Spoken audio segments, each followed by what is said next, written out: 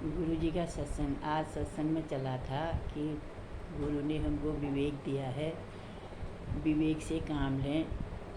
गुरु ने हमको इतना ज्ञान दिया है, अज्ञान को तो बिल्कुल हटा ही दिया है। रोज़ रोज़ के सत्संग से हमारा अंतःकरण इतना पवित्र हो गया है, इतना पवित्र हो गया है कि हमको सब में गुरु के ही दर्शन होते हैं। ये भी मेरा गुरु है, ये भी मेरा गुरु है, ये भी मुझे उठाने के लिए बोल रहा है, ये भी मुझे उठाने के लिए बोल रहा है।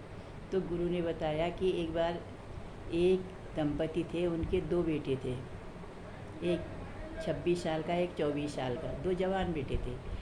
तो क्या हुआ कि वो घर से गए अपने माँ बाप से कह के कि हम अभी थोड़ी देर में आते हैं। इतनी देर में उनकी माँ जो थी वो घर के काम में लग गई, पापा अपने व्यापार के लिए निकल पड़े। थोड़ी देर में उन्हें पता लगा कि एक आदमी बाहर से आवाज़ दे रहा है। देखा, क्या कहने हैं आप, किसको पूछ रहे हैं? उनकी मम्मी ने पूछा, आप ही को पूछ रहे हैं, आपके ना दोनों बेटों का एक्सीडेंट हो गया है, उनका दोनों का शरीर शांत हो गया वहीं। तो माँ ने कहा, अच्छा कहाँ हैं? वो बाहर लाए थे उनको, अब शरीर तो शांत हो गया, फिर हॉस्पिटल ले जाके भी क्या करते। उसने वो दोनों बेटों को अपने जो लोग लाए थे उनसे कहा, ठीक है आप अंदर ले आइए, हमारी दूसरी मंजिल में इनको रख दीजिए। अब वो 4 लोग आए थे और दोनों बच्चों की डेड बॉडी पकड़ी उन्होंने, दूसरी मंजिल में रख आए। अब वो उनकी मम्मी जो थी वो इतनी ज्ञानवान थी, इतनी शक्ति थी उसको, इतना भगवान पर विश्वास था।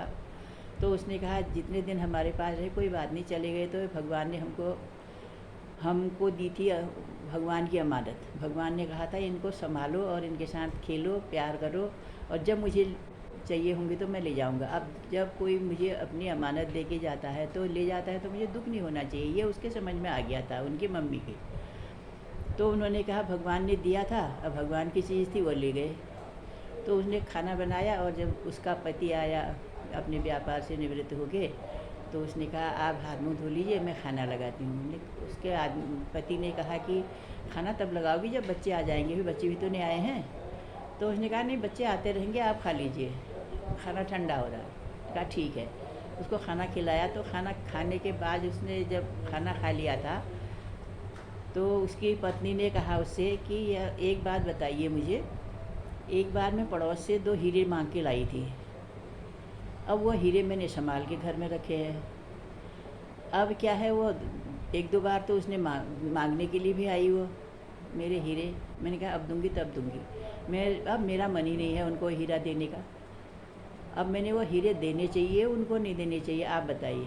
उन्होंने कहा, एक तरफ तुम कहती हो मुझे इतना ज्ञान है, इतना भगवान पर भरोसा है, ऐसी बातें करती हो, और दूसरी तरफ कह रही होगी पड़ोसी से हीरे मांग के लाई थी और वो मांगने के लिए भी आया, मैंने नहीं दिए अभी तक, तो मुझे देने चाहिए नहीं देने चाहिए, क्यों पूछ रही हो ऐसी?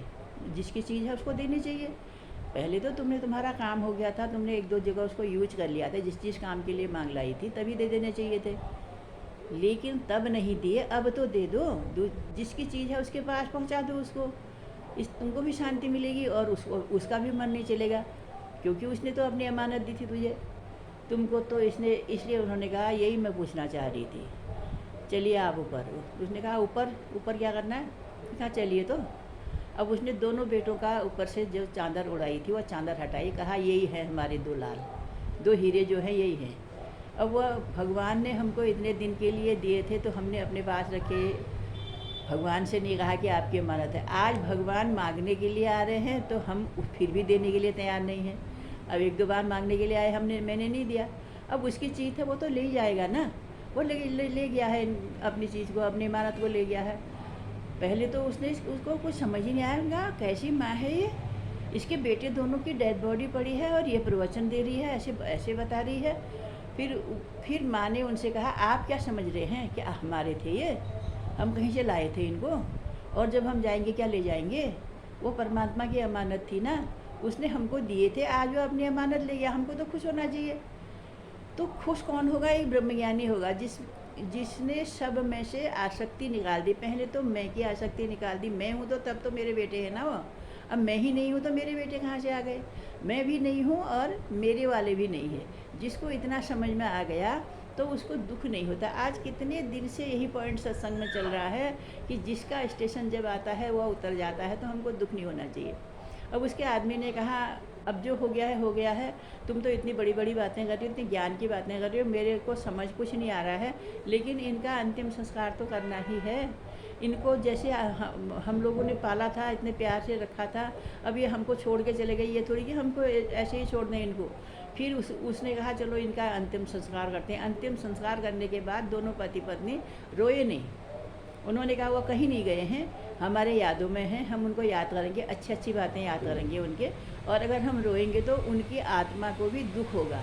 क्यों क्यों दुख होगा कि वो तो जानबूझ के तो नहीं छोड़ गए, एक्सीडेंट हो गया था, चले गए। अब वो जानबूझ के कहीं भग जाते, कहीं चले जाते, तब तो हमको भी दुख होता, हमको छोड़ के चले गए, और उनको भी दुख होता।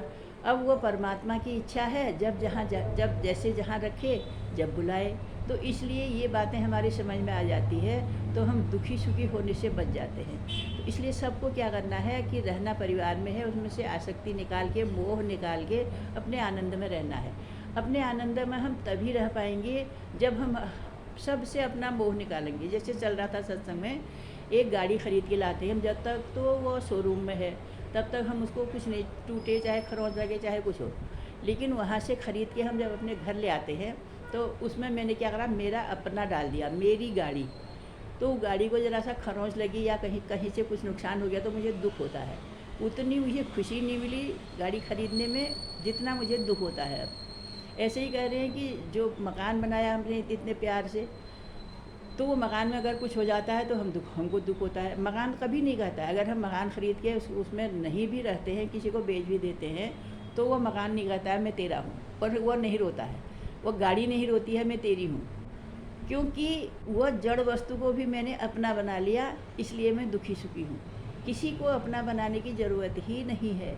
जो भगवान ने दिया है उसका प्रेम से एंजॉय करो, जो नहीं दिया है उसका धन्यवाद करो, भगवान इसके लायक मैं नहीं हूँगा, मेरे को इसकी ज़रूरत ही नहीं होगी ना, तब आपने ये चीज़ मुझे नहीं दी है। तो इसलिए कह रहे हैं कि आज का सत्संग यहीं समाप्त कर रहे हैं, कल को फिर बात करेंगे आपसे। हरि ओम।